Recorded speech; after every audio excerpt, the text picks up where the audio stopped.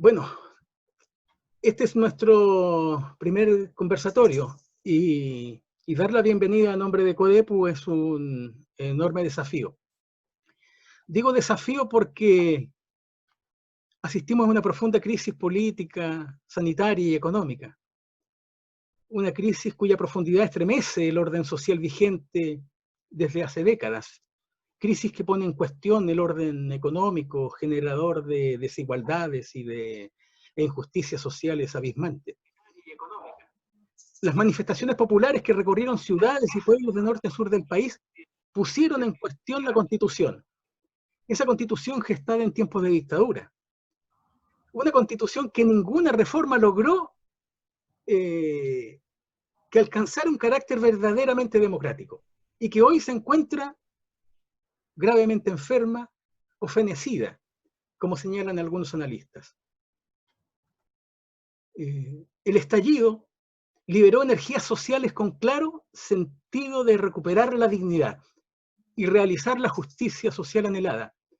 Abrió paso a un proceso constituyente, resistido por algunos, pero que está allí como objetivo a realizar plenamente. La movilización ciudadana y popular salió a las calles generando espacios de encuentros con el otro, gestó formas de debate y deliberación en asambleas y cabildos, en barrios, comunas y ciudades. Levantó demandas y exigencias de derechos económicos, sociales, culturales, ambientales, garantizados para todos y todas, quienes habitan el territorio y para la naturaleza que nos rodea. La respuesta al estallido social fue una dura represión, la violación masiva y sistemática de los derechos humanos, con muertos, heridos, mutilados y encarcelados, nos exige hoy la realización de la justicia, de la verdad y la reparación. A la verdadera rebelión ciudadana solo la detuvo la crisis sanitaria en curso. Quedó en suspenso. Y la crisis sanitaria ha develado con mayor fuerza las desigualdades e injusticias sociales, las razones precisamente que se encuentran en el origen del estallido social de octubre y que hoy se han profundizado. En nuestra opinión, las consecuencias de la crisis la están pagando los más pobres, los excluidos del mercado, los trabajadores precarizados. No cabe duda que los muertos y contagiados se encuentran en los territorios de la protesta y de la exclusión. ¿Qué es lo que viene? ¿Qué depara el futuro? ¿Cuáles son las certezas y las incertidumbres? ¿Qué Chile queremos? ¿Cuál es el impacto que la pandemia tendrá en la realidad social y política? ¿Cómo se reflejará en la dinámica social las consecuencias de la recesión económica en curso, con los miles de cesantes, con la precarización del trabajo, con el aumento de la pobreza, con la carencia de viviendas dignas, con los endeudamientos altísimos de la familia? Analizar, reflexionar, contribuir al pensamiento crítico y al diálogo entre la ciudadanía es el objetivo principal de estos conversatorios. Conversatorios alentados por nuestra institución, CODEPU, nacida en plena dictadura, con una historia de compromiso con los derechos de las mayorías sociales postergadas. Historias de compromisos de ayer y ante la cual hoy esperamos estar a las alturas de las exigencias. No me queda más que decir un saludo a todas y todas. Muchas gracias a los expositores por participar, por debatir y soñar con un futuro justo y solidario para todas y todos. Y gracias a quienes nos ven por las redes sociales. Muchas gracias.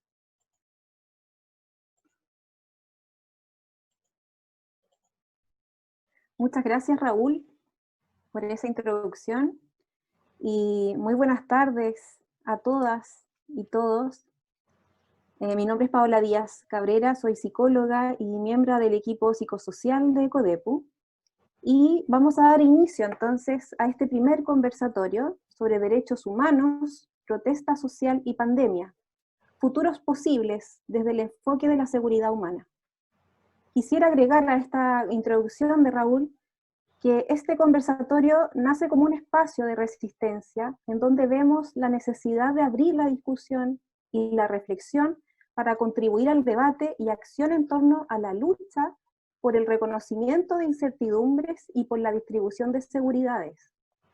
un espacio que expresa variadas formas de resistir e inventar pensamientos frente a este aislamiento que estamos viviendo, aislamiento que sin duda no impide nuestra lucha de sostener el lazo social y el trabajo colectivo, porque estar reunidos aquí virtualmente nos permite sostener en la memoria que la justicia, la humanidad y la seguridad social solo serán posibles en la medida que vamos haciendo multitud. Esta convocatoria cuenta con una mirada integral de la seguridad humana, que valora conocimientos, saberes, métodos y quehaceres de las heterogéneas y diversas prácticas sociales del movimiento social chileno. Contamos entonces y agradecemos profundamente desde CODEPU la valiosa presencia de nuestros invitados e invitadas, con quienes tendremos la oportunidad de escucharles y luego intercambiar algunas palabras en torno a las interrogantes que vayan surgiendo de los y las asistentes. Les recuerdo que estamos en las diversas plataformas de Facebook Live y también por YouTube. Entonces, paso a presentar a nuestros invitados e invitadas. Quisiera partir por presentar a don Jorge Pinto Rodríguez, Premio Nacional de Historia del año 2012. Don Jorge nació en La Serena, vivió en Punitaqui y Antofagasta, mi ciudad natal.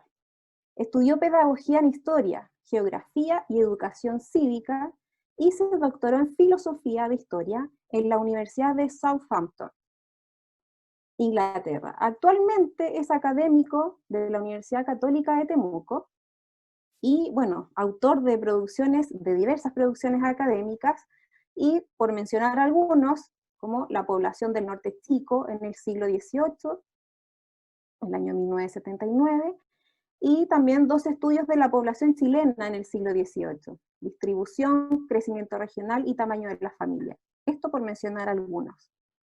También contamos con la presencia de una destacada dirigente social, Claudina Núñez, integrante de la mesa de trabajo de la Junta Vecinal de la población de La Victoria, y ex alcaldesa también de la comuna de San Joaquín.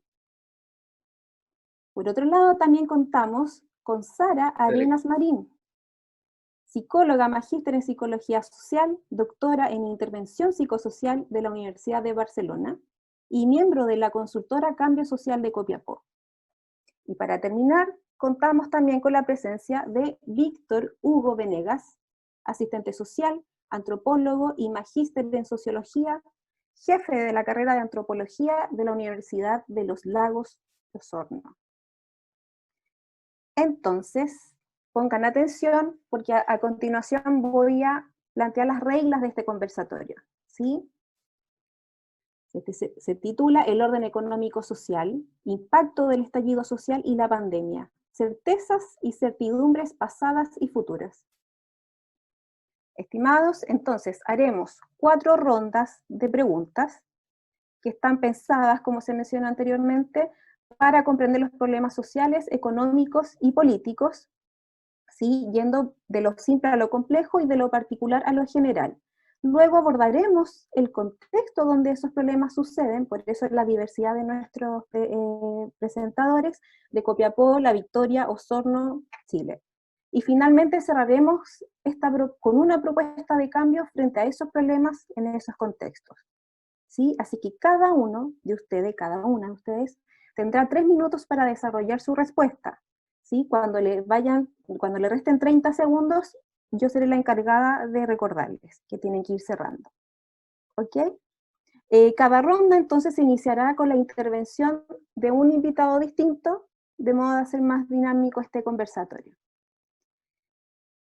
Eso, estimados, voy a partir entonces con la primera pregunta. Vamos a partir con don Jorge Pinto. Don Jorge, ¿es posible interpretar el malestar de las personas como reflejo de una situación larvada de inseguridad, incertidumbre, miedos y desconfianza? Le doy la palabra a don Jorge.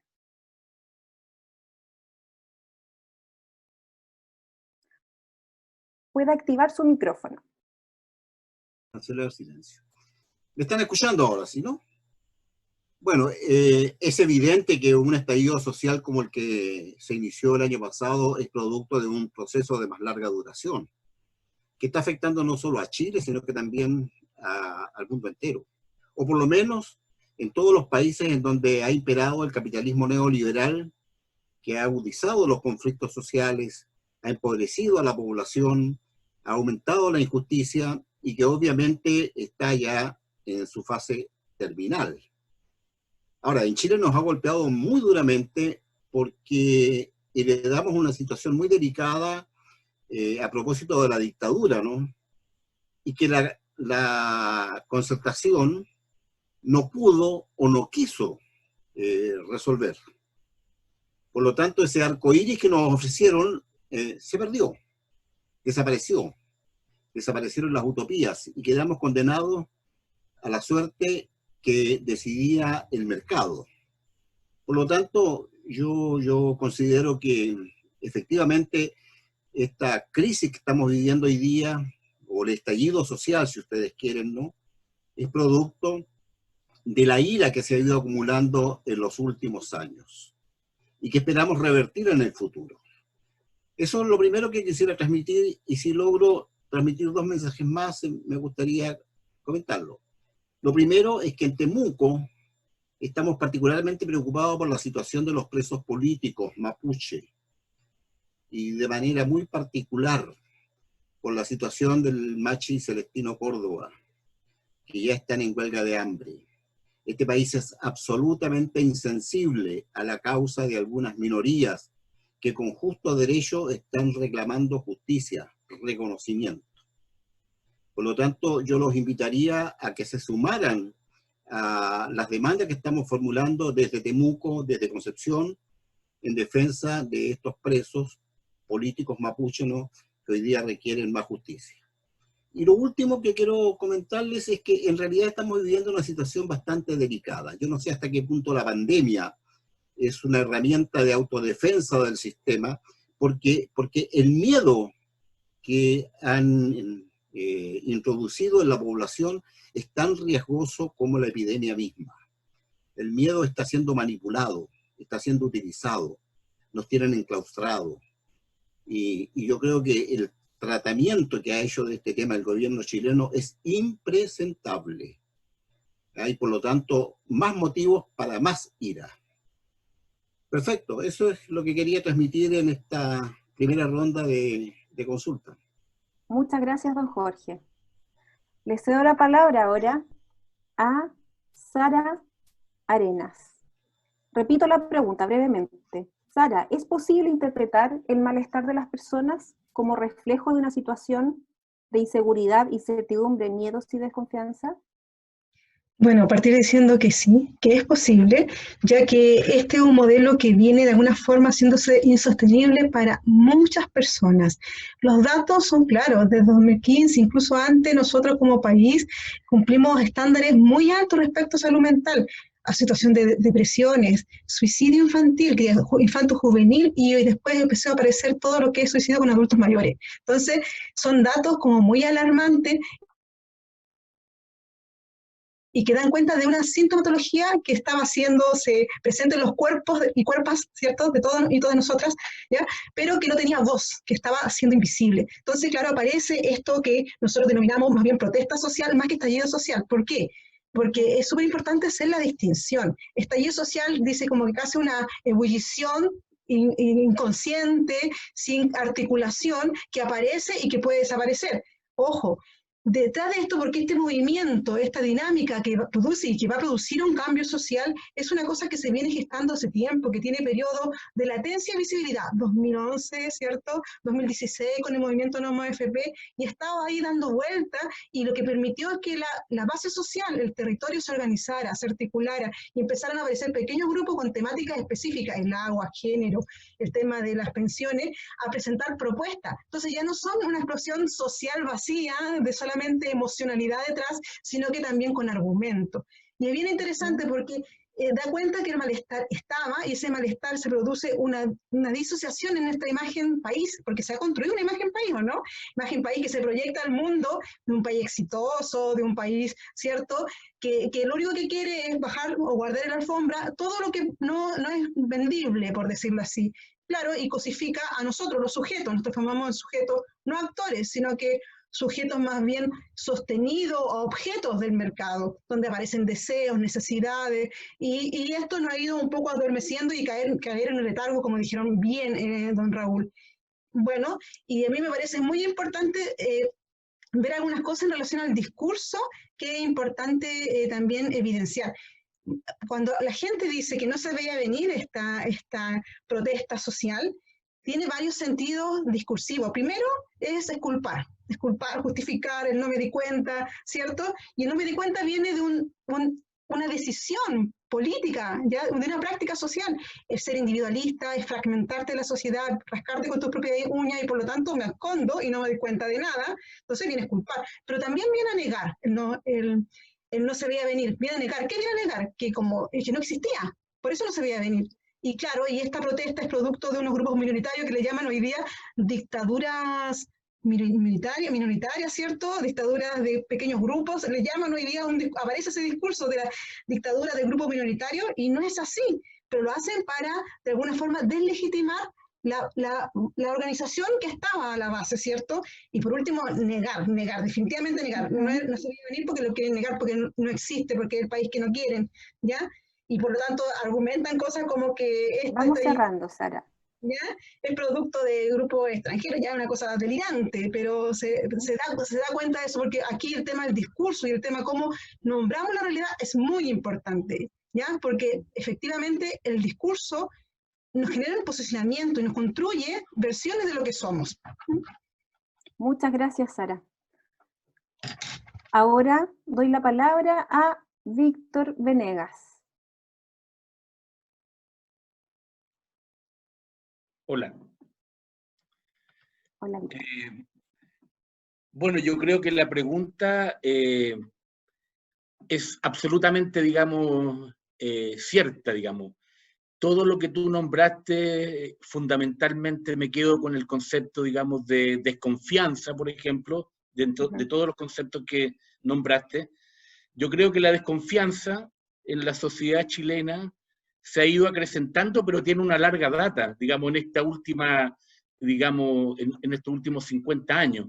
Yo creo que después del golpe de Estado, yo creo que el golpe de Estado marca el inicio, ¿no es cierto?, de todos los procesos, digamos, que hoy día están llegando aparentemente a un límite. Es probablemente la expectativa que tenemos, digamos, que toda esta fuerza, digamos, de esta protesta social desde octubre, da la impresión de que está abriendo por primera vez en estos últimos 40 años un camino que puede llevar realmente, básicamente, a cambiar la Constitución, digamos, como el elemento símbolo, ¿no es cierto?, de la dictadura que aún, digamos, nos sigue marcando como sociedad chilena.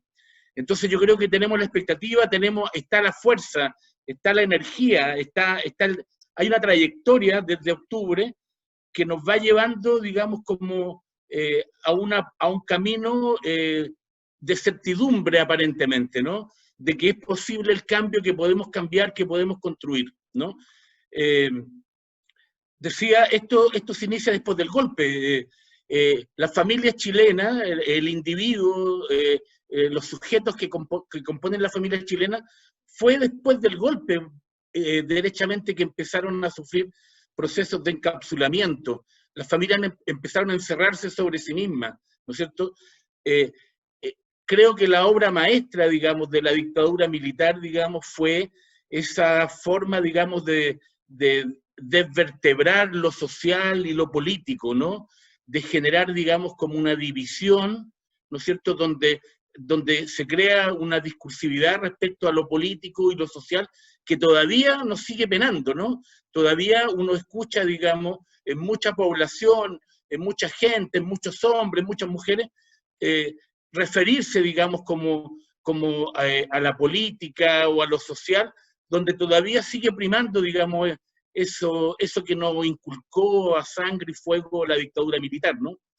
Entonces yo creo que viene desde allá y estamos llegando, como dice el profesor Pinto, a un momento ya parece que de quiebre, de término, y que todos deseamos además que sea así, ¿no? De alguna manera la desconfianza que ha aumentado crecientemente, esa desconfianza en el otro, básicamente, ¿no es cierto? Desconfianza, digamos, y ese otro, digamos, bueno, adquiere mil caras, ¿no es cierto?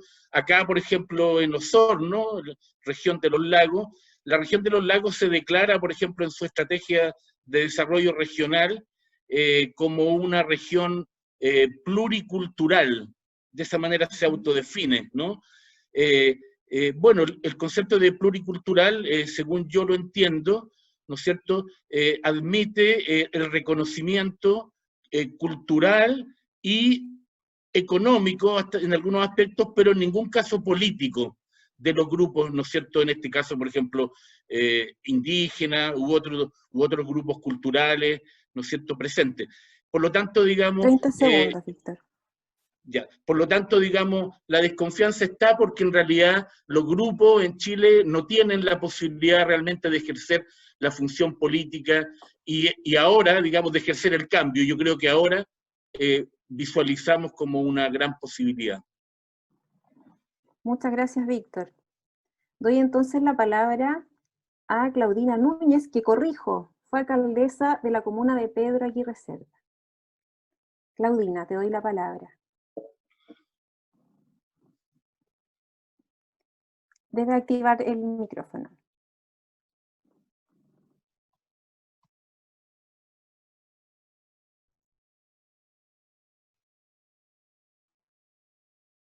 Inténtalo nuevamente. Ahí sí. Ahí sí. Ahí sí. Hola, Claudina. Hola, ¿cómo les va? Bueno, primero que nada, contestar con respecto a la primera pregunta. Yo creo que las seguridades, las inseguridades y las incertidumbres están puestas en nuestra vida cotidiana, permanente. Y no, estas inseguridades y esta incertidumbre no es propia tan solo de este tiempo. Esto es algo que nosotros arrastramos desde la dictadura militar. Desde la dictadura militar. Porque la incertidumbre, el miedo y el terror lo vivimos desde esa época en adelante. Entonces, esta sociedad chilena, este pueblo chileno ha estado sometido a eso permanentemente. En estas condiciones hoy día, en este modelo, en esta situación de la pandemia, la inseguridad está mucho más clara también para la mayoría de nuestra gente, porque se ve que todo el sistema social chileno era precario. Yo creo que lo que ha dejado descubierto es la precariedad, que el modelo social y económico es precario para la mayoría de los chilenos, excepto para los más ricos. Por lo tanto, hoy día nos demuestra que las jubilaciones, los trabajos informales, la salud, el trabajo honorario, todo ha colapsado, todo ha colapsado. Nuestros hospitales, nuestros consultorios, nuestros trabajadores. Y además nos toca vivir en un tiempo de invierno con las condiciones que significa de que nuestras mayorías de vivienda no tienen las condiciones mínimas para enfrentar un invierno con calefacción, con la alimentación, donde hoy día ha dejado al descubierto la precariedad de los empleos. Por lo tanto, nos enfrentamos a algo que veníamos pidiendo hace tiempo, que era el tema de poder tomar las medidas de cuarentena. Pero resulta que no se tomaron a tiempo. Resulta que se vienen a reaccionar tardíamente y estamos en cuarentena, pero no se tomaron las medidas sociales para que el Estado pudiera responder a los miles de chilenos que tienen que salir obligatoriamente todos los días a la calle a buscar la alimentación diaria. Y segundo, el tema de los trabajadores de salud que hoy día enfrentan, y la administración pública, sobre todo los trabajadores de salud, este gran desafío de responder con su humanidad y su tremenda solidaridad y sacrificio a la atención en las condiciones sin tener todos los elementos. Pero además, con la presión de los trabajadores del sistema público a que vuelvan al trabajo y diciéndole que son privilegiados hoy día. Cuando un trabajador que está en el sistema público, es verdad que tiene su trabajo asegurado, que no está corriendo riesgo de ser despedido, pero no su grupo familiar, que es hoy día el sostén de ese grupo familiar, de suegras, de hijos, de yernos y de familia, más allá. Porque hoy día la solidaridad es transversal. Ante eso, ¿qué hemos hecho? Yo quiero decir que hemos hecho. Yo soy parte de una mesa de trabajo de la Junta de Vecinos de la Población La Victoria. Y lo primero que fue, ¿sabes qué va a venir? Empezamos a ver el hambre, la lluvia, la gente, lo que pasa, que esta tiene, que esta otra no tiene, olla común. Y la discusión fue, ¿sabes qué? Todavía no la olla común. Hagamos el comprando juntos. Nosotros tenemos esa experiencia, la pudimos desarrollar en los tiempos de dictadura. ¿Estamos cerrando, Claudina? Por lo tanto, hoy día hay una mesa de trabajo que ha estimulado la solidaridad entre los pasajes de la población La Victoria. Y tenemos 6 ollas comunitarias, hechas por los vecinos, sin una organización social que tome la bandera de decir, nosotros le cocinamos a la gente, no. Y además una cantidad de ollas comunes donde los vecinos de organizaciones sociales han tomado la iniciativa también para enfrentar y ayudar. Ese es nuestro trabajo. Por lo tanto, lo que hacemos es coordinar el esfuerzo, tanto colectivamente, porque nos interesa que la gente trabaje en su sector, que se conozca, que se arriesgue menos, que se conocen solidariamente, que se autoayudan, y también canalizar la ayuda solidaria colectivamente e individualmente a grupos familiares y a la gente que está encerrada en sus casas por el COVID. Porque ellos, si los vecinos no son los que le llevan el alimento, nadie va a ir a alimentar.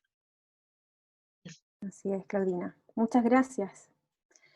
Aprovecho este espacio, ya terminamos la primera ronda de preguntas, de invitar a los asistentes y las asistentes que están en distintas plataformas que ya mencionamos a que envíen sus preguntas para que al final de este conversatorio nuestros invitados e invitadas puedan responder. ¿Sí? Entonces, partimos con la segunda ronda de preguntas. Ahora le voy a pedir a Sara que nos responda, que parta ella. Sara, ¿por qué la gente se siente insegura, temerosa del futuro, incluso desesperanzada, cuando Chile dice contar con sistemas sociales e instituciones modernas que despliegan un abanico de oportunidades?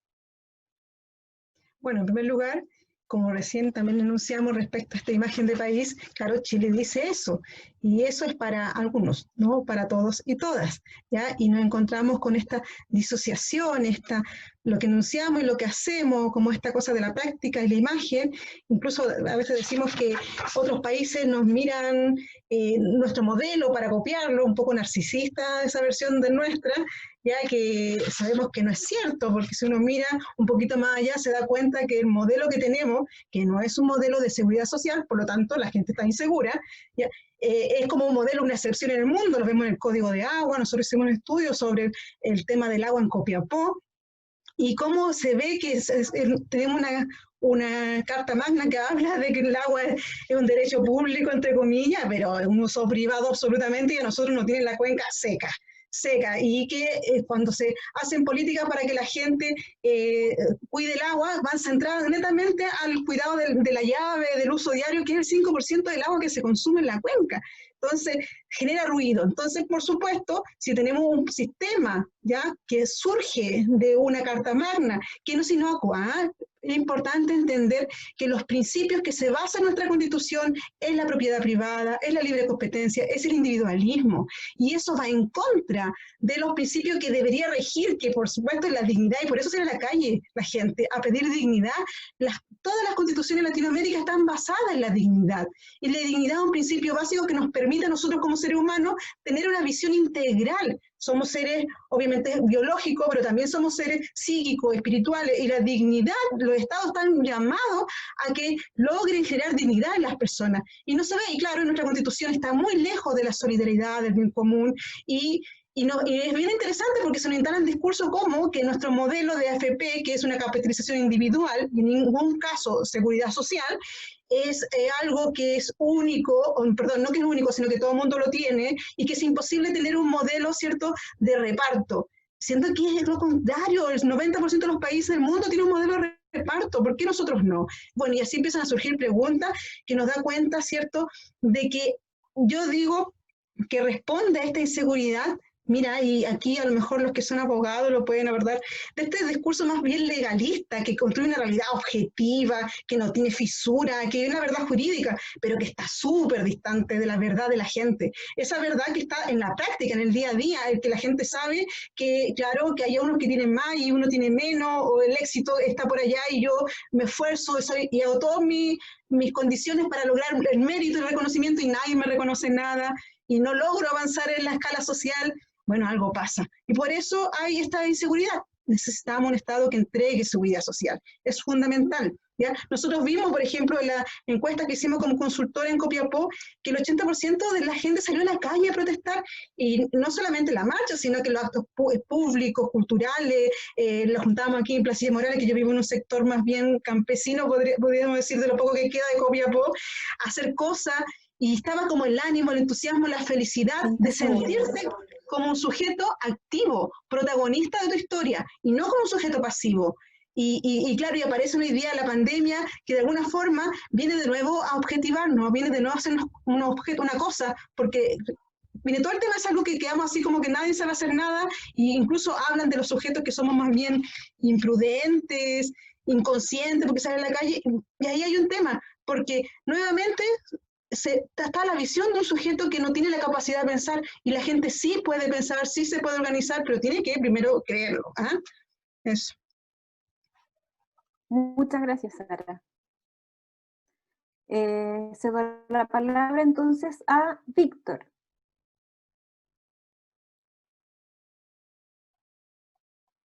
¿Me puedes recordar la pregunta? Sí. Allá voy.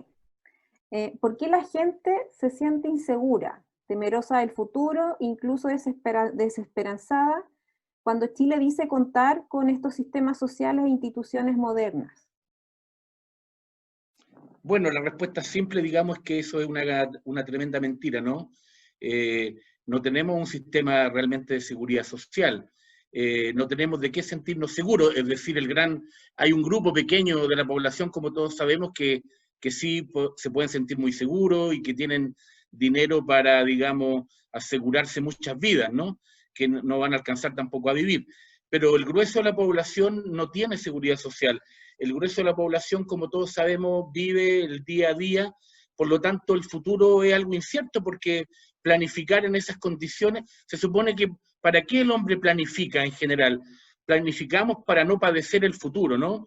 Planificamos para poder tener un cierto grado de control del futuro, pero cuando la gran mayoría de la gente vive más bien, digamos, como en la marginación, vive, digamos, en la sobrevivencia, digamos, directamente, planificar el futuro, digamos, no tiene mucho sentido, ¿no? No tiene cabida probablemente. Entonces, se genera, digamos, como este efecto, digamos, donde la inseguridad, digamos, se apodera, pero de alguna manera, ¿no es cierto?, eso, digamos, con la pandemia también ha quedado mucho más, digamos, como remachado, ¿no es cierto? Con la pandemia han quedado expuestas, digamos, con mayor crueldad, digamos, como las diferencias, como la no seguridad, digamos, el no contar con un Estado, digamos, realmente que apoya y como todos sabemos, quiere apoyar, digamos, a su manera, haciendo un negocio, digamos,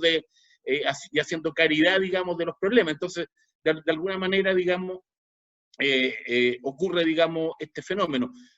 Acá, por ejemplo, en Osorno, después, digamos, del inicio de las protestas sociales, una ciudad, digamos, y una región que tiene una tradición más bien, digamos, de derecha, ¿no? Una sociedad muy tradicional, agraria, ¿no es cierto?, ligada, digamos, como a la agricultura, a la producción de alimentos, luego recursos naturales, bueno, desde el 75 el salmón, los bosques, etcétera, pero una sociedad, digamos, muy ligada a la derecha, que las protestas han sido, digamos, muy, muy grandes, ¿no? Eso, digamos, ha llamado mucho la atención desde el inicio, digamos, con jornadas muy fuertes, con mucha participación, y realmente, digamos, la gente, como dice, digamos, el gran, digamos, eslogan, la gente se cansó, la gente quiere dignidad, entonces de alguna manera acá en Osorno también, digamos, hay una señal clara respecto, digamos, como a que la gente ya no quiere más inseguridades, que la gente quiere poder planificar un futuro, digamos, mejor, digamos, y no seguir viviendo probablemente este día a día, esta cotidianidad, sin, digamos, mucha perspectiva. Eso. Muchas gracias, Víctor. Claudina, te cedo la palabra. No sé si necesitas que te vuelva a leer la pregunta. No, yo creo que ¿por qué la gente se siente insegura y temerosa del futuro y desesperanzada? En Chile dice contar con sistemas sociales, instituciones modernas que despliegan un abanico de oportunidades, porque los sistemas sociales se desarrollan bajo instrumentos que no son reales, porque no tenemos instrumentos reales que reflejen la realidad de la situación y de la calidad de vida de hoy día de los habitantes de nuestro país.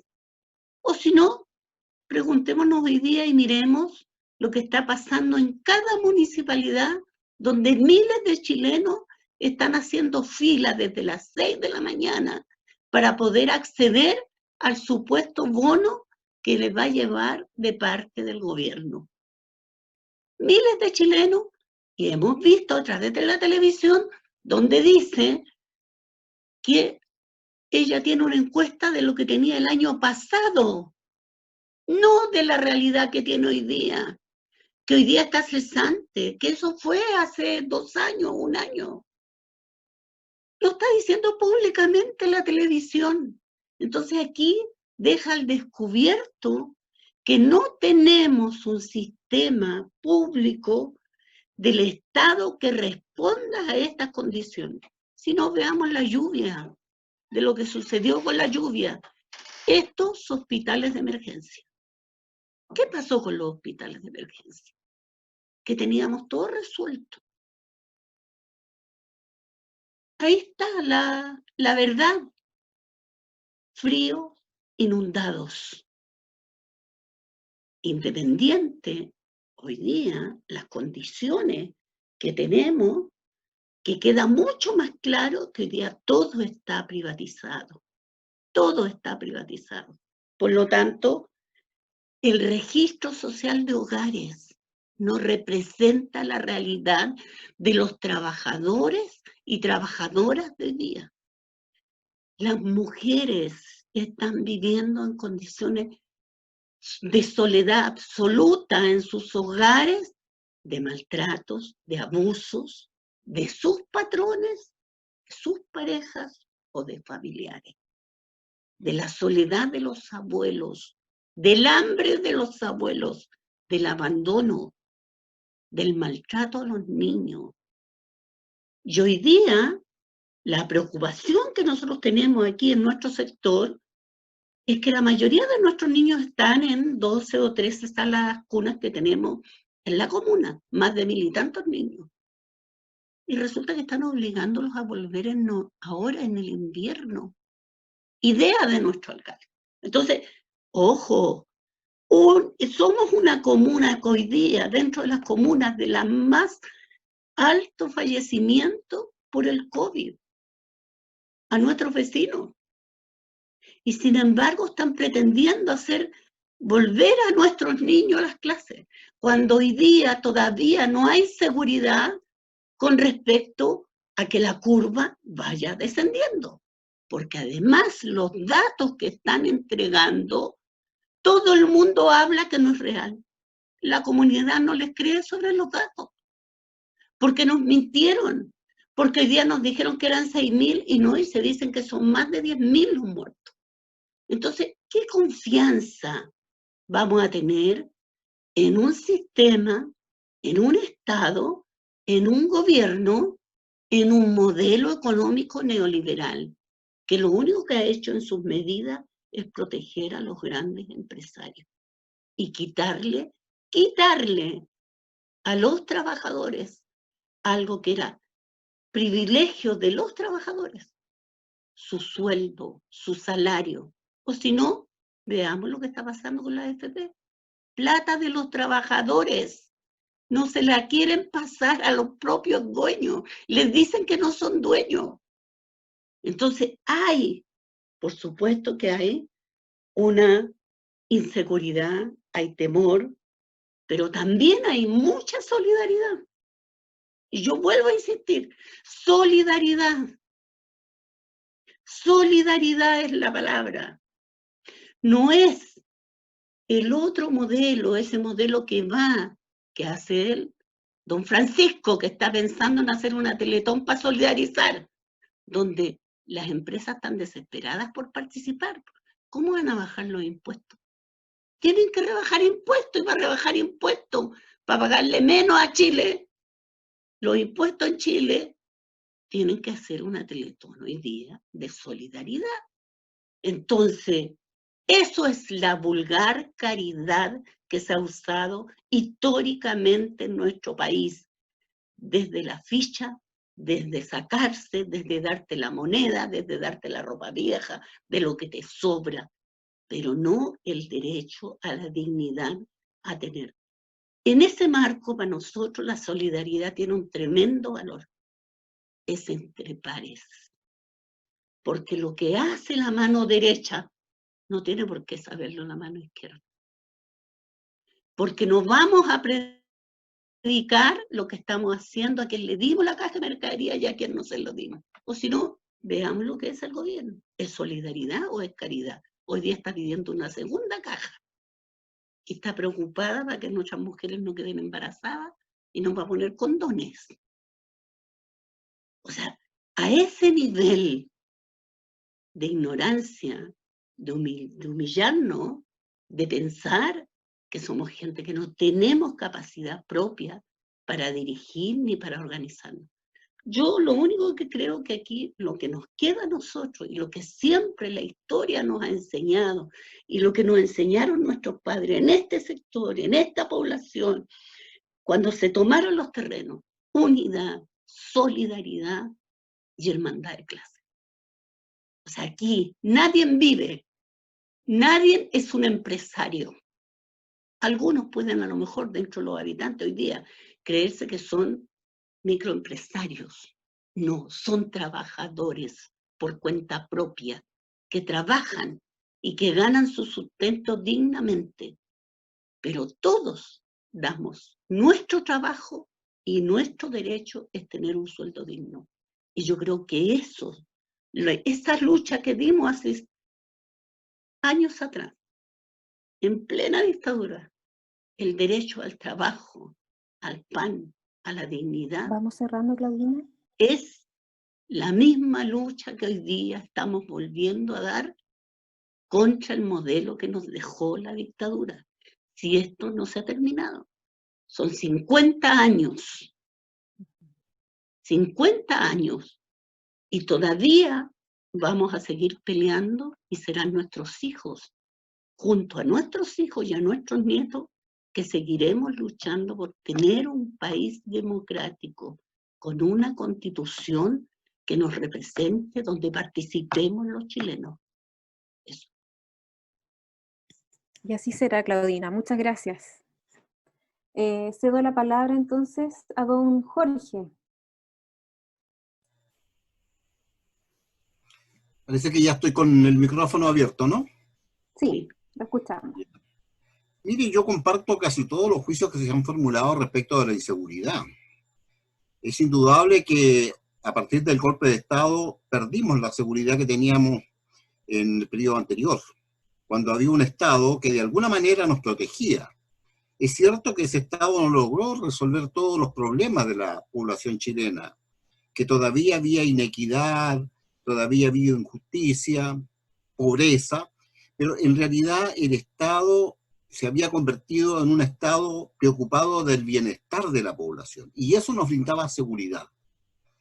Yo recuerdo la intervención del presidente Allende inmediatamente después del terremoto del año 71, que afectó a la zona central. En 10 días apareció inmediatamente un bono de apoyo a toda la población afectada por los efectos que tuvo el terremoto en sus viviendas. Recuerdo en tiempos del gobierno de Frei, con la rapidez con que se construyeron las escuelas, precarias de todas maneras, después del terremoto del año 85, del año 65, si mal no recuerdo. ¿Cómo el Estado respondía inmediatamente a las demandas de la población? La inseguridad le instala la dictadura, primero a través de los servicios de inteligencia. ¿Quién tenía seguridad respecto del que estaba al frente de uno? Las universidades intervenidas, los servicios públicos intervenidos, los soplones que habían en todos los sectores de la población. Y posteriormente, aunque eso se supera con la concertación, aparece la inseguridad de lo que algunos de ustedes han dicho, ¿no? La pérdida de la seguridad social. ¿Dónde están nuestros fondos de pensiones? ¿Qué pasa con la salud? ¿Qué seguridad nos ofrece la salud? ¿Qué seguridad nos ofrece la educación hoy día privatizada? ¿Cuál es el destino de los jóvenes que hoy día no pueden estudiar? Y ahora, para colmo de males, ¿no? La famosa pandemia que instala más inseguridad todavía. Miren, cuando yo leo la prensa, la primera noticia, número de enfermos, número de fallecidos, miren, yo lo salto. Porque lo único que quieren es atemorizarnos. El miedo como una herramienta para instalar la inseguridad, mantenernos enclaustrados.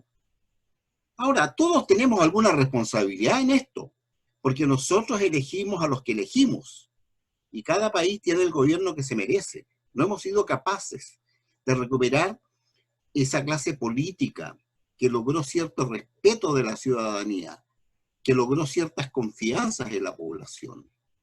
Hoy día vivimos inseguros, vivimos enfermos, en un país en donde las ciudades tienen en cada cuadra 4 o 5 farmacias.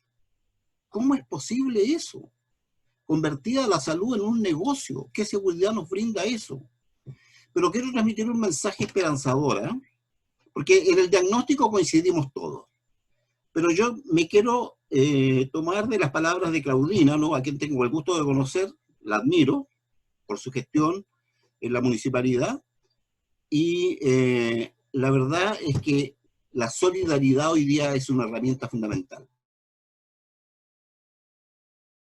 Los jóvenes nos están indicando el camino, como lo fuimos nosotros cuando fuimos jóvenes y logramos instalar al presidente Allende en la moneda. De manera que yo quiero transmitir un mensaje esperanzador.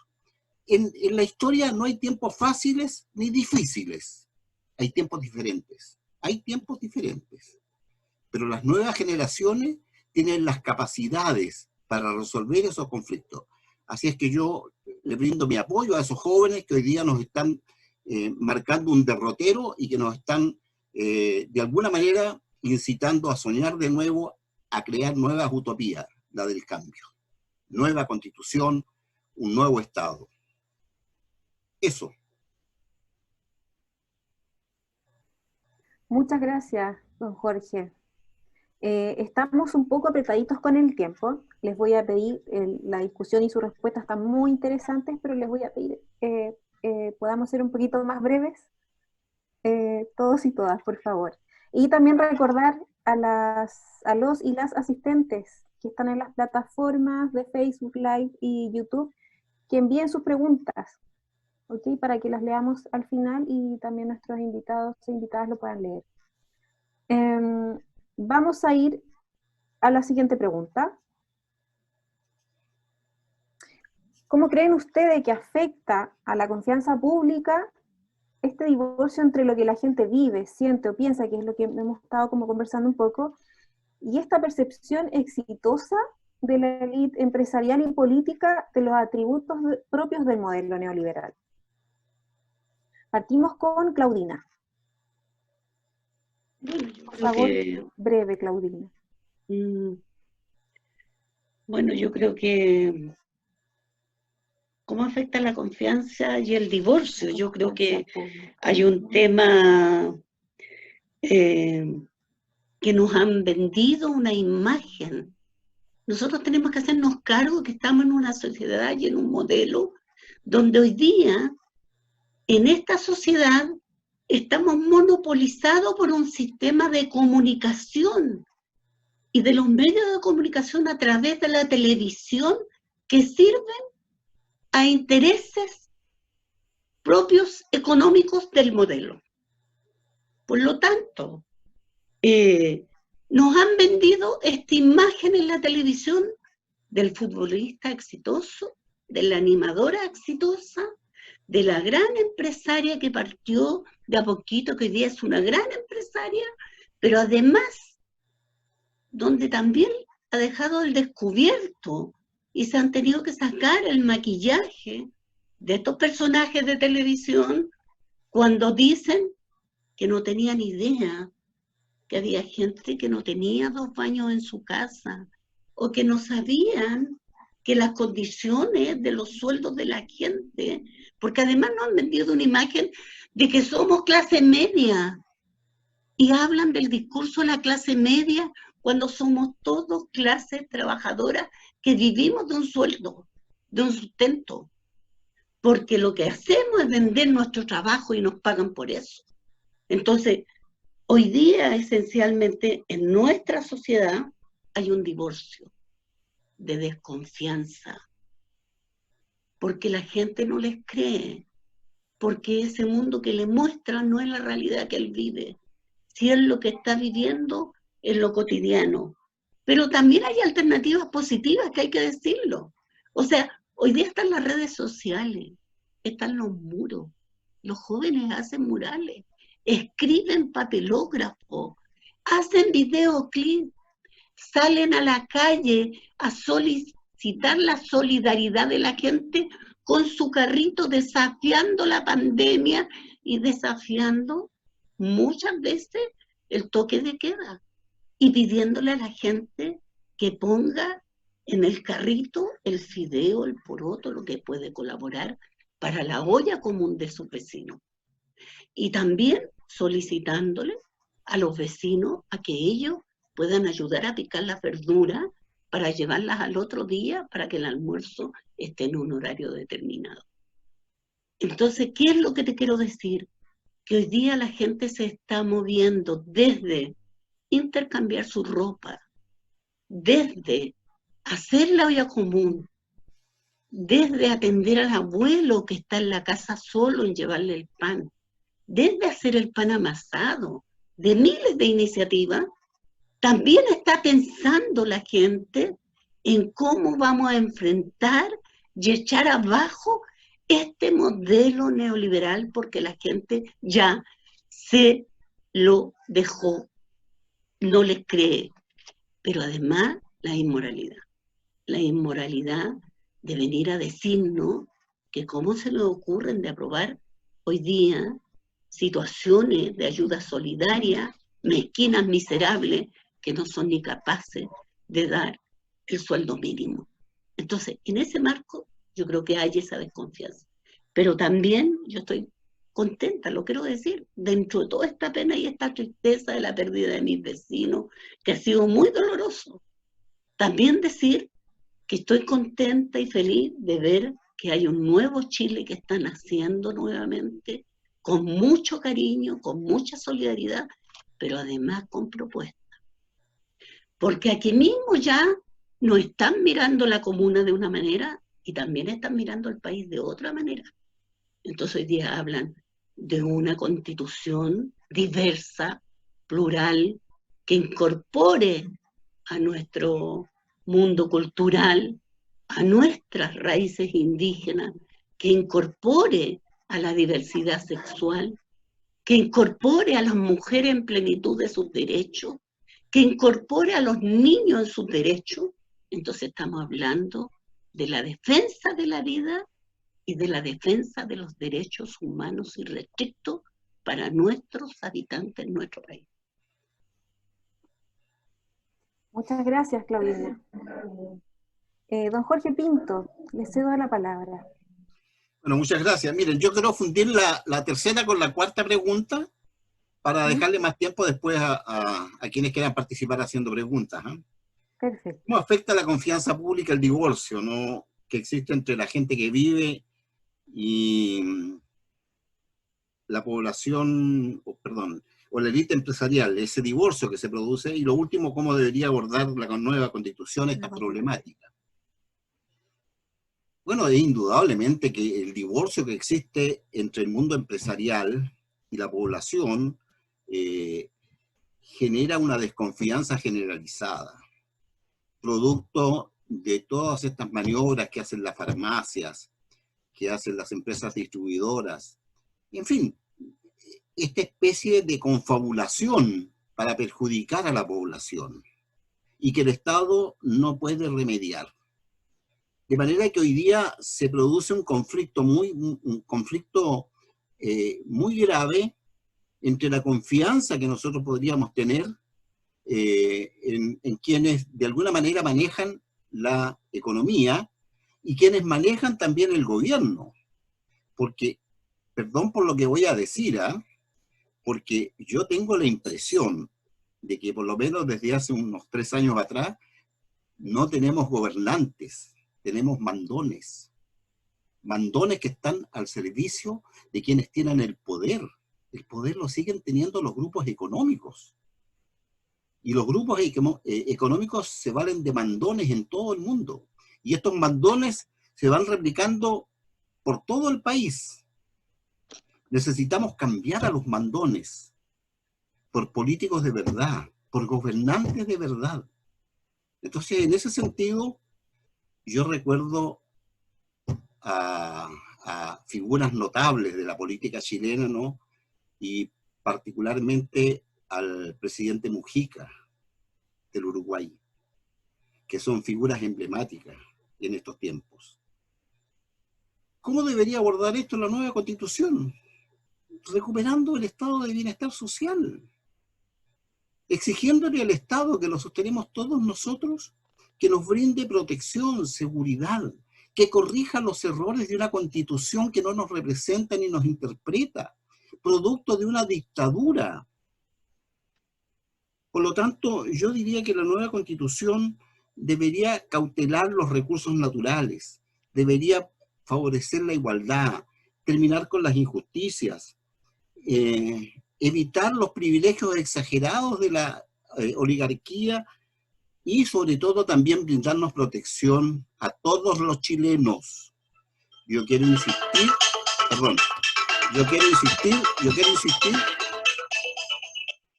justamente me están llamando de Temuco y seguramente debe ser por lo que les voy a comentar ahora. Quiero insistir en la necesidad de que apoyemos la causa de los presos políticos mapuche.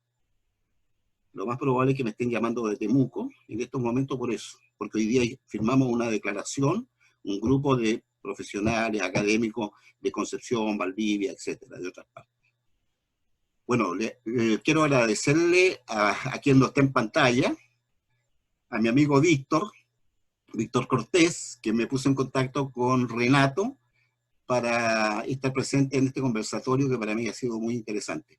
Me excluyo entonces de la última ronda, Paola, para dar más tiempo.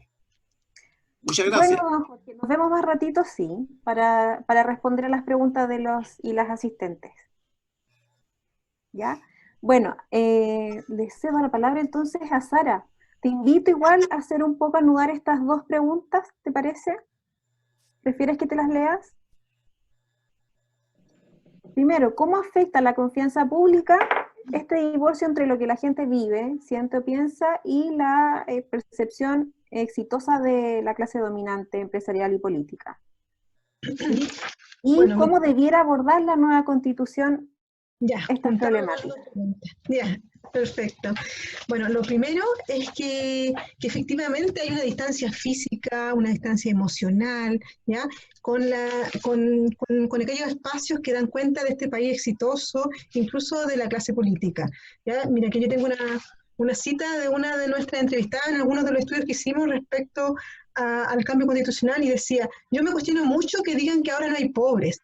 El gobierno habla de la clase media alta, de los poderosos, y entonces, ¿dónde están los pobres? O sea, ¿dónde estoy yo?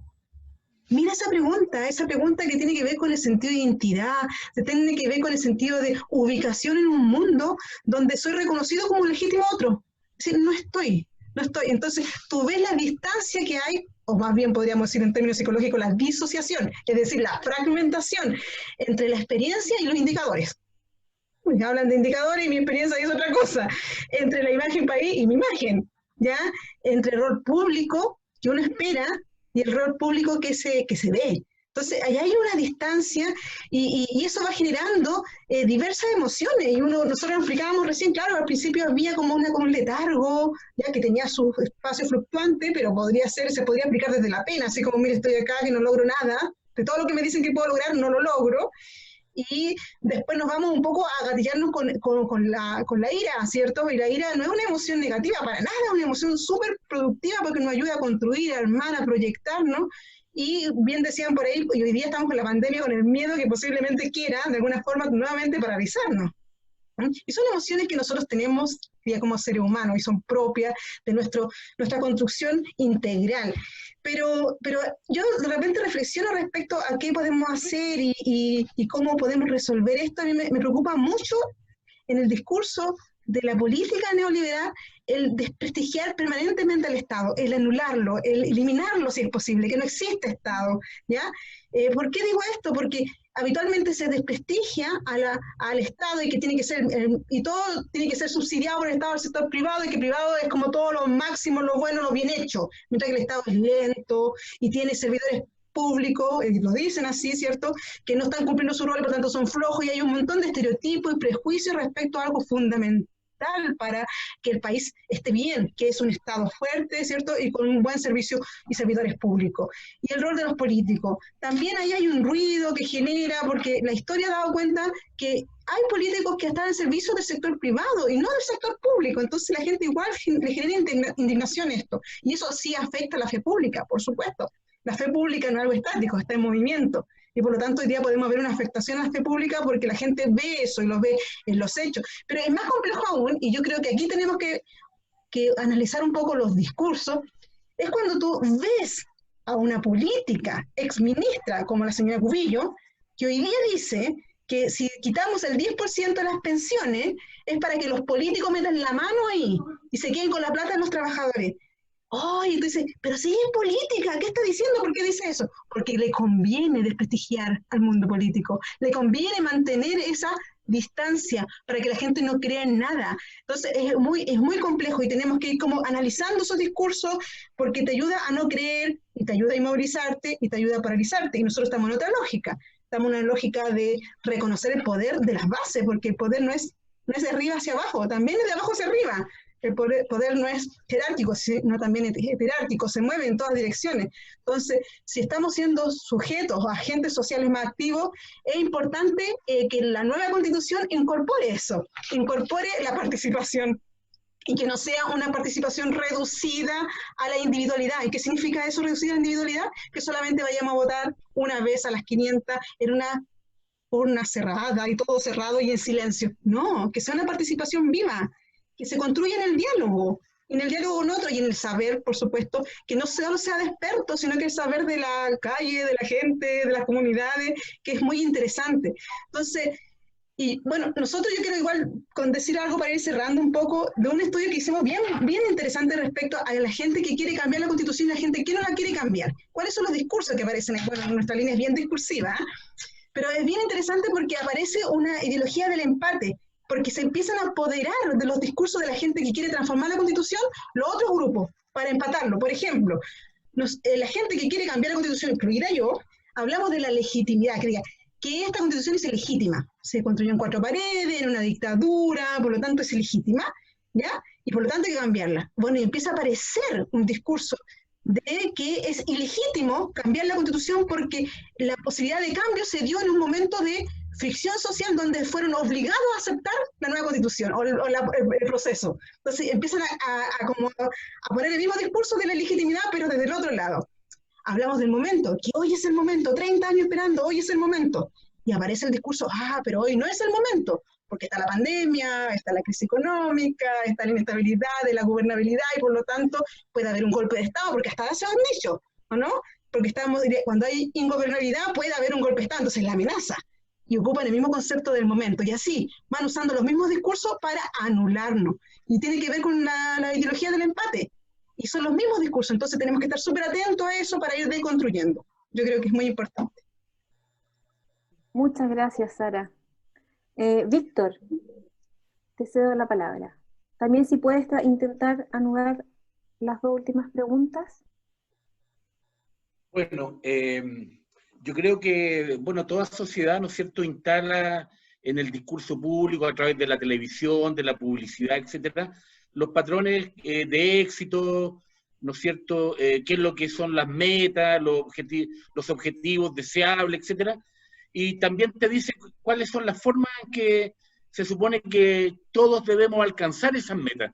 Y lo que pasa que, lo que ocurre en nuestra sociedad es que las formas que nos plantean de cómo tenemos que hacer las cosas para alcanzar las metas, el éxito, etcétera, no resultan. ¿Ya? Es como decirle a los jóvenes, hoy estudien, esfuércense, trabajen, y de esa manera, digamos, vaya a alcanzar, digamos, un mejor estilo de vida o no sé qué, y esas cosas realmente no resultan, digamos, porque la verdadera forma, digamos, de adquirir, digamos, éxito económico, que es lo que el modelo, digamos, instala como meta, es, digamos, la especulación financiera y no, digamos, el esfuerzo y el trabajo personal, digamos, sino que la riqueza y la generación de recursos, que es el exitismo y todo esto, se instala de esa manera. Entonces, de alguna manera hay un divorcio, y eso es lo que, bueno, teóricamente se habla, digamos, de la anomia, ¿no? Vivimos una sociedad, digamos, con altos niveles de anomia, porque en realidad las metas no se corresponden con los métodos para alcanzarlas. La gente que es exitosa, los grandes empresarios, la banca, las familias poderosas, han adquirido la riqueza de otras maneras y no con esfuerzo, digamos. Entonces, de alguna manera el discurso, digamos, se cae, ¿no? Y por lo tanto, esa desigualdad o el modelo, digamos, de ver que hay grupos, digamos, en la sociedad que tienen todos los privilegios y que los grandes grupos, digamos, no acceden, obviamente que genera, digamos, desconfianza, genera rabia, frustración, y de ahí todos los indicadores que la compañera decía hace un rato atrás, de salud mental, de suicidio, y eso además pega mucho más fuerte en, por ejemplo, la población indígena, ¿no? La población indígena, por ejemplo, se enferma de las mismas cosas de las que nos enfermamos todos, pero, digamos, están mucho más expuestos, digamos, justamente a enfermarse más. A las tasas de suicidio de las poblaciones indígenas, y eso a nivel mundial, son mucho más elevadas que las poblaciones no indígenas. Entonces, finalmente se va anudando, digamos, esta, digamos, desconfianza generada, digamos, por estos niveles tan crecientes de desigualdad, que va, de alguna manera, digamos, repercutiendo, digamos, en un montón de otros indicadores, digamos, de la vida social, de la vida de las personas, ¿no? Ahora, ¿cómo hizo cambiarlo? Bueno, yo creo que tener una nueva constitución, digamos, es la esperanza, el desafío, y las cosas que tienen que estar puestas ahí, bueno, son justamente lo distinto. Tenemos que construir una sociedad diferente, dirigida por la solidaridad, por el respeto. ¿Por qué tenemos que seguir, digamos, previamente la unidad en vez de la diversidad. Se discursea mucho la diversidad, pero en realidad somos poco tolerantes con la diversidad y nos cuesta manejarnos con la diversidad como sociedad. De alguna manera siempre hay un privilegio por la unidad, somos un Estado nacional, un pueblo, un territorio, una bandera, un himno, una religión, uno todo, y somos diversos, ¿no? ¿De qué manera plasmamos una constitución que le dé espacio a la diversidad, a los niños, a los ancianos, digamos, a los grupos sociales reales, que son los, digamos, los que viven la cotidianidad de la vida, digamos, en este país, y que, digamos, tengamos una constitución que nos proteja y donde haya finalmente reconocimiento constitucional a los pueblos indígenas, que es la gran promesa, digamos, que hizo, digamos, la concertación y que no cumplió nunca, digamos, y que de alguna manera eso sería, digamos, como o empezar a otorgarle realmente una participación política más realista. Eso. Muchas gracias, Víctor. Bueno, hemos terminado la ronda de las preguntas de este conversatorio. Estamos muy, muy agradecidos de ustedes. Bueno, ahora voy a ceder este espacio a Fidel, quien está encargado, es el gestor de las plataformas. Les va a leer las preguntas. Y la idea es que ustedes también, esto va a ser más breve aún, en que puedan responder cada una de las preguntas, ¿ok? Ahí yo les voy a ir cediendo el espacio. Fidel. Hola, buenas tardes, Claudina, Jorge, Sara, Víctor. Muchísimas gracias por vuestra participación. Han estado muy interesantes las reflexiones. Agradecemos la presencia de cada uno de ustedes. Hay varias preguntas, hay algunos comentarios que quisiera destacar, como solidaridad y hermandad de clases, nueva constitución, único camino. Creo que de alguna forma también concentran un poco las reflexiones que se han ido generando en este espacio. Y bueno, han surgido varias preguntas. Yo creo que de alguna forma también el debate y las reflexiones han ido también inquietando también a las personas que están hoy día observando y escuchando este conversatorio, y voy a tratar de sintetizar 4 preguntas que bueno, me gustaría que lo pudieran reflexionar y conversar y exponer también aquí a las personas que están consultando. Luis Narváez pregunta: profesor Pinto, dame un segundito, voy a leer de nuevo. Aquí está, por acá. Profesor Pinto, si usted dice que el gobierno chileno usa el miedo a la pandemia como mecanismo para la defensa del poder, entonces coincide con el planteamiento de la oposición de derecha en Argentina, que acusa a Alberto Fernández de usar la pandemia para cortar libertades. ¿Cómo explicaría eso entonces? Esa es una primera pregunta, ¿ya? Que la genera Luis Narváez. Otra pregunta que realiza Juan Andrés Arenas Rodríguez. Dice: ¿cómo se supera la crisis de representatividad del ciudadano común por parte de los partidos y organizaciones sociales? ¿Ya? Otra pregunta, Rosana, ¿ya? Pregunta: ¿qué piensan del COVID-19 como estrategia política sanitaria a escala global dentro de una política de shock neoliberal para reducir a la población sobrante y llevar a los países pobres a la quiebra económica? Estamos ante la peor crisis capitalista a nivel mundial desde 1929, ¿ya? Y bueno, Iris Angélica, ¿ya? Pregunta: ¿cuáles son sus percepciones respecto a la intensificación de la militarización en las llamadas zonas de conflicto mapuche, ya lo dice entre comillas, durante la pandemia en la Araucanía y el Biobío? Esas son 4 preguntas que rescato también desde el chat de Facebook, que me parecen bastante potentes y que creo que por supuesto ustedes las pueden desarrollar y esclarecernos a toda la audiencia. Así que eso, estimados, estimadas, estimades. Muchas gracias, Paola. Gracias, Fidel. ¿Quién le gustaría responder la primera pregunta?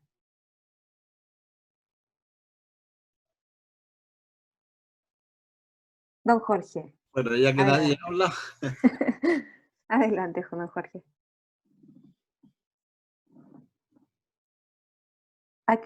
Tiene que activar su micrófono. Lo acabo de activar, ¿eh? ¿Sí? ¿Ahora me escuchan? Perfecto. Miren, esto de que la pandemia esté siendo utilizado como un mecanismo para mantener todavía más insegura a la población es una percepción personal que yo tengo. No conozco en realidad la posición de la derecha argentina respecto del gobierno del presidente Fernández. Política, en realidad. Ya derecha e izquierda han desaparecido en realidad. Por lo tanto, yo tengo la percepción de que, también de nuevo es una percepción muy personal, a Piñera lo salvaba un terremoto o una situación como la que se ha producido ahora. Porque el nivel de la protesta social en Chile el año pasado realmente colocó al gobierno de Piñera en una situación más que compleja. Pero apareció la pandemia. Y mal que mal, quieranlo o no, la pandemia está haciendo, a mi juicio, una opinión muy personal, que no necesariamente pueden compartir otros, ¿no? La pandemia está siendo manipulada hoy día. Está siendo manipulada precisamente con el propósito de mantenernos silenciados, acallados. Es cierto que es un riesgo evidente, eso es verdad, pero ¿cómo transmitir? Y en esto estoy de acuerdo también con quienes señalan que los medios de comunicación hoy día se han coludido también en esto, ¿no? ¿Cómo evitar que el miedo nos enferme más que la misma pandemia? Por lo tanto, en ese sentido, esta opinión que yo emito en términos muy personales son producto de mi propia percepción, qué es lo que me está pasando a mí. Por esa razón yo no escucho noticieros. Ya dejé de escuchar noticieros. No escucho ninguna noticia de Chile. Solo me entero por los diarios, que consulto rápidamente evitando todo lo que tenga que ver con la pandemia. Porque prefiero morir de enfermo, pero no morir de miedo. No morir de terror. Esa es mi respuesta. Muchas gracias, don Jorge. ¿A quién más le gustaría continuar? Bueno, A ver, yo. Bueno, ya, dale. ¿Sí? Ya. ¿Sara? Dale, Sara. No, es que estaba un poco reflexionando y respecto a esta como concepción de cómo la pandemia a nivel mundial genera una crisis que de alguna forma podría favorecer al modelo. Eso es ciertas percepciones, ciertas líneas incluso de investigación de la psicología crítica que ve, por ejemplo, que el modelo se ha estructurado en base a crisis. Una y otra vez. Se modifica, se reestructura, y aparecen todas las lógicas del biopoder, de esta cosa de control y generar normalidad, ya desde distintas crisis y con disciplinas que de alguna forma nos permiten adecuarnos nuestros cuerpos, nuestras formas de hacer, y hoy día estamos viviendo un proceso de disciplinamiento, más bien podríamos estar asociado al tema de salud, que sí sabemos que la pandemia es grave, la gente muere, como Claudina nos cuenta, que es una situación difícil, y por lo tanto empezamos a domesticar nuestros cuerpos en torno a la situación sanitaria, ¿ya? Bueno, pero el poder no solamente viene de la disciplina y de este control, que no perdamos el poder que viene de abajo hacia arriba, el poder de la base, el poder de la gente, no perdamos eso, porque si pensamos nuevamente a olvidarnos del poder que tenemos, que contamos que el poder no se otorga, sino que solamente se ejerce, es decir, ejercer el poder, ¿ya? Nos va a permitir ir reconstruyendo esto y no volver a que el modelo se vuelva más feroz. Yo escucho de repente versiones que creen que el modelo va a desaparecer, que están para ser póstuma. Yo digo, ojo con eso, porque el modelo se puede endurecer aún más. Entonces, la idea es rescatar estos micropoderes, el conocimiento situado, los contextos, los territorios, es fundamental, porque igual permite, da posibilidades esto de construyendo y construyendo una nueva identidad, como decíamos. Nosotros vemos en los estudios que aparece, por ejemplo, conceptos que no aparecían, nosotros el pueblo se dice, nosotros la gente de pie, nosotros los pobres, la clase media empobrecida, porque ya no hay clase media, sino que y aparecen otras narraciones de sí mismos que nos da cuenta de esta diversidad de sujetos que somos en nuestro país. Por lo tanto, hay que poner ojo en el sentido de que el control que existe y que va a estar no nos anule. Eso. Muchas gracias, Sara. ¿Claudina? Bueno, yo quiero decir que esta pandemia es real y que tenemos miles de chilenos que están fallecidos y con el dolor de su familia y de todos los que los conocimos. Entonces no podemos decir que no existe la pandemia está ahí. Pero también tenemos que decir que con esta pandemia hay restricciones que el gobierno se ha tomado este tiempo para utilizar elementos represivos. Y hay que decirlo. O sea, estas cosas del toque de queda, el decirle a la gente que si sale a la calle, la pandemia sigue porque es de su culpa. No es culpa del Estado ni del gobierno que no tenga que comer o que haya perdido el trabajo. Entonces, eso ha aumentado la represión. Esta semana, por ejemplo, aquí, en nuestras ferias libres, vinieron los militares con carabineros y funcionarios municipales a desalojar a los coleros, que son la gente que vende las cosas usadas para sobrevivir. Están utilizando el marco represivo también mucho más allá, porque tiraron gas pimienta en la Feria de la Victoria, lo que hicieron en la Feria de la Marina. Entonces, sabemos lo que están viviendo nuestros hermanos mapuches. 71 días de huelga de hambre. Y lo que están haciendo es que los vecinos de Cerro Navia están viviendo situaciones represivas igual. Abusos de poder. Esta pandemia le ha permitido a este gobierno y a este modelo neoliberal fortalecer su incidencia en la toma de decisiones con respecto a leyes que tienen que ver con el marco represivo y la falta de respeto a los derechos humanos y a los derechos sociales de la gente. No ha respetado los acuerdos internacionales.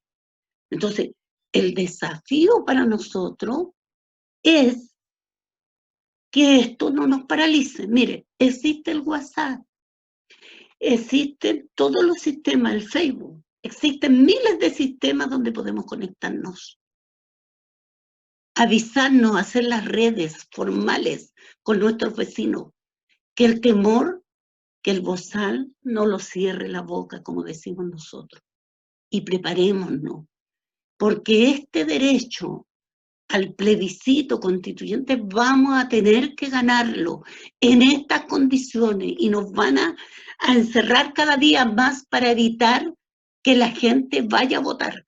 Y van a hablar, como ya están hablando, de ponerse de acuerdo, de no hacerlo, porque que sea nuevo Congreso, como vienen las elecciones, que sean los que discutan una nueva constitución. No, ojo, lo que hemos avanzado, los miles de jóvenes mutilados, a todos nuestros muertos, a los que no están, los que no sabemos dónde están sus cuerpos todavía, a nuestros detenidos desaparecidos, a nuestros ejecutados, le debemos todos los días pararnos ante el espejo y decir, ¿qué haré este día para terminar con este modelo de hambre, de miseria, de explotación y de muerte? Para volver al respeto irrestricto a los derechos humanos en nuestro país, donde los trabajadores, como decía Salvador Allende, abramos las anchas alamedas. Gracias, Claudina. Gracias por ese llamado también. Así será. Nos queda Víctor. Sí, bueno, estando de acuerdo con todo lo que han dicho los compañeros anteriores, tenía pensado, digamos, la idea que de alguna manera Sara también la mencionó, de cómo hoy día en las sociedades contemporáneas y Chile en particular, digamos, con este modelo que tenemos, digamos, finalmente, digamos, son modelos que aspiran, digamos, a construir equilibrio en altos niveles de desigualdad. Nuestros sistemas son eso, se equilibran en niveles grandes de desigualdad. El sistema económico funciona de esa manera, ¿no es cierto?, en nuestras sociedades. Y de alguna manera, ¿no es cierto?, de alguna manera se ha generado como niveles de naturalización esas desigualdades, o de transferencia de que finalmente, digamos, somos nosotros cada uno los responsables de nuestro propio destino y de lo que nos pasa y del éxito o del fracaso, y, digamos, grandes grupos de la sociedad chilena viven prácticamente a la intemperie, ¿no? A la intemperie, digamos, del Estado, de la seguridad, ¿no es cierto?, de la tranquilidad, de un sueldo digno, etcétera, a la intemperie de todo, de la justicia, etcétera, y de alguna manera, digamos, eso, digamos, se ha ido como naturalizando, ¿no? Y tal vez, digamos, de qué manera, digamos, la pandemia viene, digamos, como, claro, la pandemia es real, sin duda, la gente se está muriendo, pero, digamos, la pandemia no es solamente el efecto, digamos, de un virus, ¿no es cierto?, que ataca a un organismo, sino que la pandemia también es simbólica, es cultural, es tecnológica, etcétera, es comunicacional, y de alguna manera, digamos, esa diversidad, digamos, de perspectivas que tiene la pandemia, está siendo manejada, digamos, sin duda, también comparto esa opinión y es una opinión personal, en busca de beneficio, digamos, del poder. Es decir, la evolución nos enseña que todo sistema, ¿no es cierto?, cambia, ¿no es cierto?, en los momentos de crisis, solamente para lo suficiente para seguir manteniéndose igual. Entonces, de alguna manera, el capitalismo está, digamos, el sistema económico está buscando su ajuste dentro de toda esta situación, ¿no es cierto?, está buscando su equilibrio dentro de esta situación, y de alguna manera, ¿no es cierto?, eso, digamos, lo hace, digamos, manipular los efectos, las cifras, ¿no es cierto?, la información, el temor, etcétera. Cada día aparece nueva información que después se desmiente, que después se confunde, etcétera. Entonces, es la forma, digamos, de manipular que tiene, digamos, justamente para buscar beneficios, y que ojalá, digamos, todo este movimiento legítimo, esta protesta, se, digamos, desvíe, digamos, por lo menos hasta que no haya una vacuna, no sé, yo creo que esa es la intencionalidad final, digamos, del sistema político, ¿no?, en general. Muchas gracias, Víctor. Bueno, hemos finalizado con las preguntas, con la ronda y con las preguntas de los asistentes y las asistentes. Ahora voy a dar paso a Fidel nuevamente. Entiendo que no habría más preguntas, ¿no? Ya. Entonces, Fidel nos va a ayudar un poco a hacer una síntesis de este conversatorio que estuvo muy interesante. Vuelvo a agradecerles a cada una y uno de ustedes. Me hubiese encantado hubiésemos tenido más tiempo para poder dialogar aún más, pero creo que con lo que expusieron hoy nos ha llegado bastante. Gracias por esa reflexión y cedo la palabra a Fidel. Muchas gracias, Paola. Oye, qué tarea hacer una síntesis de ideas tan valiosas por parte de aquí de los ponentes. Claudina, Víctor, Jorge, Sara, muchísimas gracias. Creo que para todos nosotros, tanto también como personas que colaboramos con la CODEPU, yo creo que para el público en general, en este caso, o los asistentes, yo creo que nos ayuda también a replantearnos ciertas cosas que eventualmente tal vez damos por hecho, ¿no? Creo que es muy importante, en función de la tarea, hacer una síntesis de repensar en algo que dice Claudina, que yo creo que lo dice de una manera muy enérgica y muy necesaria, que tiene que ver con el derecho irrestricto a los derechos humanos en este contexto, bueno, de lo que estamos hablando, ¿no? Estamos hablando del miedo, estamos hablando de la incertidumbre que tiene la población en un contexto de crisis de la institucionalidad y de las instituciones públicas, ¿ya?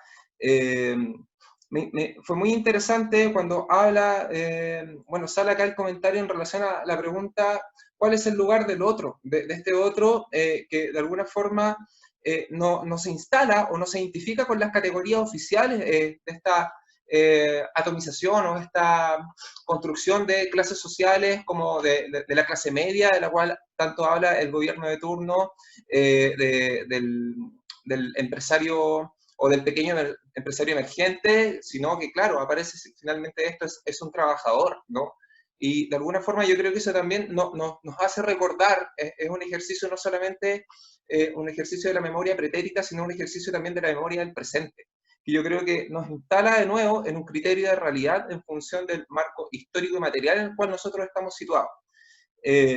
creo que es muy interesante cuando aparece entonces frente a esto, cómo de alguna manera también el gobierno actual ha hecho uso del miedo, de la incertidumbre, ha gestionado el miedo, ¿no? Para de alguna forma dar rienda suelta al marco represivo, ¿ya? En función también de la movilización social que se estaba generando, bueno, que se hace manifiesta, ¿no? Porque claramente esto es efecto de una serie de otras movilizaciones históricas también en nuestro país, pero que aparece y que acontece en octubre, ¿no? Y cómo eso de alguna forma también nos ayuda a plantearnos de nuevo, bueno, cuáles son las acciones de solidaridad de las distintas comunidades, de las distintas organizaciones, y cuál es esa búsqueda de nuevo de replantearnos también estos diálogos para volver a conversar otra vez, porque es necesario hacerlo otra vez las veces que sea necesario, en función de los derechos humanos, ¿verdad? De hablar de los trabajadores, en vez de hablar de funcionarios públicos o de, pensando en las calidades distintas jurídicas o de prestadores de servicio, ¿verdad? Y de cómo hoy día los vecinos, las vecinas, los vecines, ¿verdad? Pueden organizarse en función de algo común que tiene que ver desde las distintas intersecciones, ¿no? Cuando hablamos de las diversidades sexuales, de los feminismos, de los niños, de las niñas, ¿verdad? Cuando hablamos de no más AFP, cuando hablamos de todo lo que está pasando con los adultos mayores, que hay algo que tiene que ver con una cuestión común. Y vuelvo de nuevo, discúlpeme que sea reiterativo esto, en función de lo que señalaba Claudina respecto a lo irrestricto de lo que tiene que ver con los derechos humanos, que es algo a lo cual no se puede renunciar y es algo que de nuevo tenemos que volver a enlazar. Yo me quedo con ese resumen, esa síntesis, ¿verdad? Que de alguna forma apunta de nuevo a la cuestión de clase, creo yo, y de entender que en realidad pareciera que no hay ninguna clase media, sino que solamente vamos entendiendo que hay trabajadores, ¿no? Y una clase y una élite social que se hace cada vez más rica a costa de los trabajadores. Eso, de alguna forma, logro sintetizar, estimados, estimadas. Gracias, Fidel. Sí, tarea bien complicada. Bueno, entonces damos término a este conversatorio. Quisiera dejarlos y dejarlas invitadas a visitar la página de Codepu, codepu.cl, también en la página de Facebook, para que se vayan ya enterando y agendando el próximo conversatorio, que desconozco la fecha aún, pero está la información en la página. Raúl, no sé si quieres decir unas palabras finales. No, yo solo agradecer la participación de todos, ¿eh? Y esta invitación a construir un pensamiento crítico que haga posible un Chile mejor.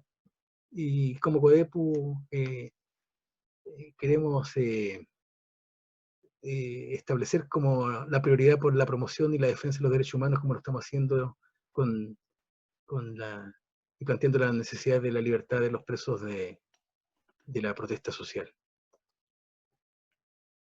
Muchas gracias a todos, Claudina, Gracias. Jorge, Víctor, Sara. Gracias, muchas gracias. Gracias a ustedes. Nos despedimos entonces. Adiós. Adiós, chao. Que les vaya bien a todos. Cuídense. Gracias, Claudina. Gracias. Víctor, Mucha Jorge, suerte, Sara. que nos vaya bien. Que nos vaya bien. Chao. Ya. Chao. Un abrazo. Un abrazo. Un abrazo a todos. Chao. Gracias.